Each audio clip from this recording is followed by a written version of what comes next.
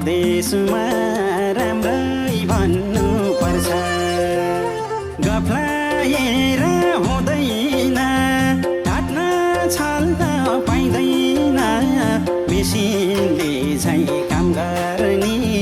machine बन्नु पर्छ कुन हो दिन कुन हो रात व्यस्त सहर व्यस्तै छन् मेरा हात जे भए नि परदेशमा